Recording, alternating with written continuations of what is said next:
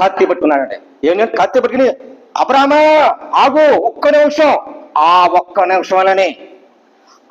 నిమిషంలోనే మన పాపం చేస్తున్నామా? దేవుడి మాట వింటున్నామా? దేవుడి లోపల వింటున్నామా? అబ్రామ అదే మాట్లాడు దేవుడి మాట. అబ్రామము ప్రపంచానికి తండ్రి అని అంటారు. ఈ తండ్రి మాట మరి ఆ తండ్రి ఆజ్ఞాపించారు కదా, ఆజ్ఞాపించు తండ్రి మాట వినాలి. ప్రియమైన సోదరి సోదరురా, మన కూడా చెయ్యి చాపకొని మనం ఎదరు కావాలి. అదే విషయం అండి సామెతలకు వెళ్ళిపోతుందండి. మూడో మాట వెళ్ళిపోతుందండి. సామెతలు 3:5.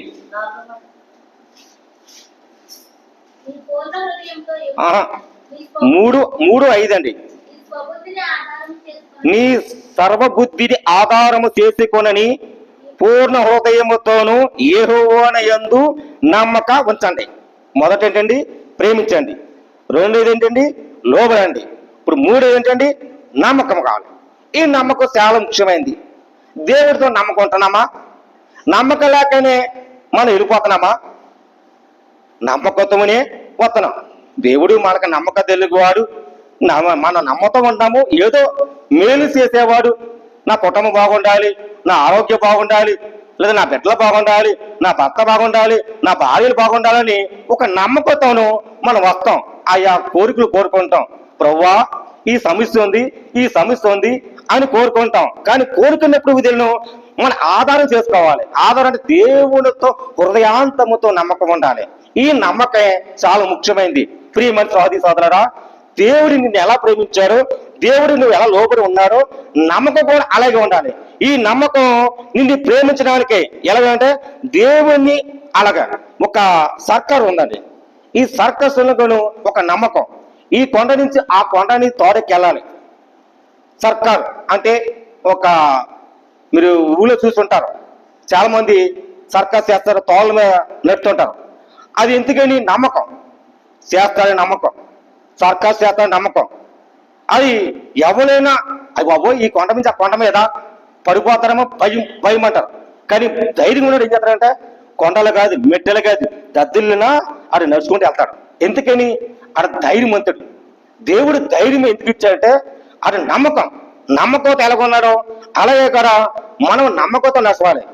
అలాగే మన అదే విషయాలను ఇరిమిలోకి వెళ్తాం. 4వ మాట అంటే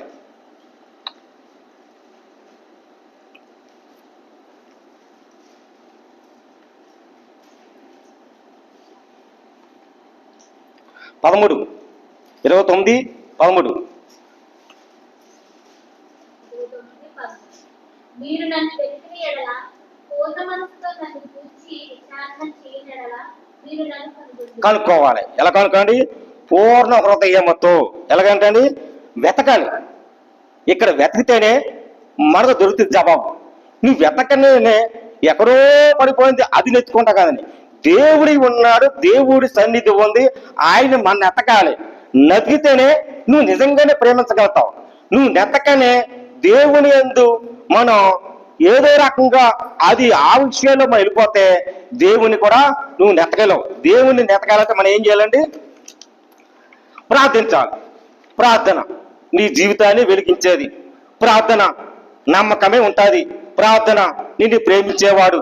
ప్రార్థనతో సహవాసముతో నమ్మకం ఎలా ప్రేమిస్తాడో ప్రార్థన పూర్వకంగా మనం నమ్మాలి. ప్రియమైన సోదరి సోదరులారా, ఎంత నమ్మమంటే అంతకంట నీకు రెట్టింపు చేస్తాడు. నా ప్రభువు నిన్ను విడిచిపెట్టేసేవాడు కాదు, నిన్ను విదిలిపెట్టేవాడు కాదు, నిన్ను తోసివేసి వెలగొట్టేవాడు కాదు. కానీ నువ్వు ఏ స్థితిలో ఉన్నా, నిస్సాయ స్థితిలో ఉన్నా, ఆరోగ్యం స్థితిలో ఉన్నా, నువ్వు కుటుంబ సమస్యలో ఉన్నా నువ్వు వెతుకొని రావాలి. నీ సన్నిధిలో వచ్చి నీతుకొచ్చి ప్రార్థించాలి. ఈ రోజులో ప్రార్థన చేయలేకపోతారు. ప్రార్థన కొరువైపోయిందండి. ఏంటండి? మాయ అంటే దైవజనులు చెప్తానికి ఈ గొంతు ఎన్నాళ్ళు ఉంటుందో మాకు తెలియదు. కానీ చెప్పుని వాళ్ళు వినాలి. కానీ ప్రార్థించమని చేయమని ప్రార్థన ఎవరు చేయరే? ఆ ప్రార్థన ప్రకారంగా వినాలి కాదా? దేవుడు ఏమన్నాడో, నమ్మకం ఎలాగున్నావో, దేవుని ఎలా ప్రేమించాడో, మన దేవునితో మందిరం వచ్చాడు ప్రార్థించాలి. ప్రార్థనే నీకు విజయం ఫలమిస్తుంది. ప్రార్థన లేనిది నువ్వు జీవించలేవు, నువ్వు వెతకలేవు. ప్రార్థన లేని జీవితం పాపములు మునిగిపోతారట. పాపము వచ్చే జీవితం అది కొద్ది నరకం అయిపోతాయి. ఈ నరకం పోవాలంటే ఏం చేయాలి?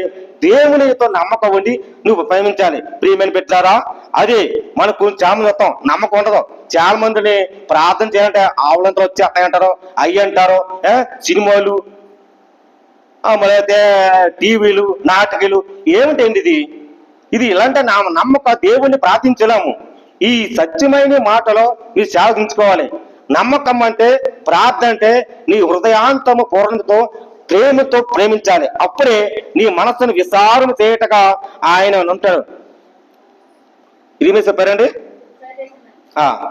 అదే 5వ వచనం పాత్ర చూడండి.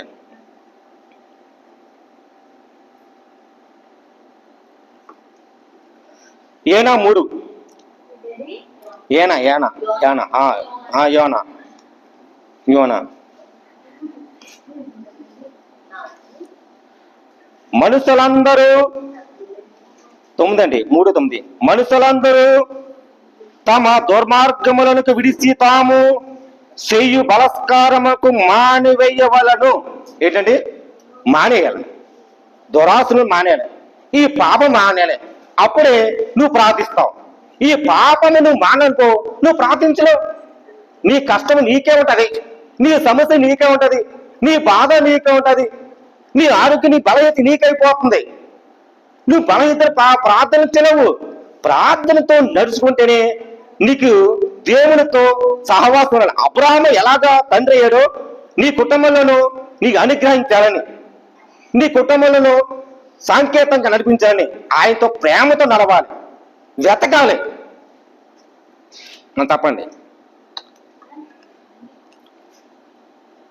బలాత్కారములకు మానివేయాలి.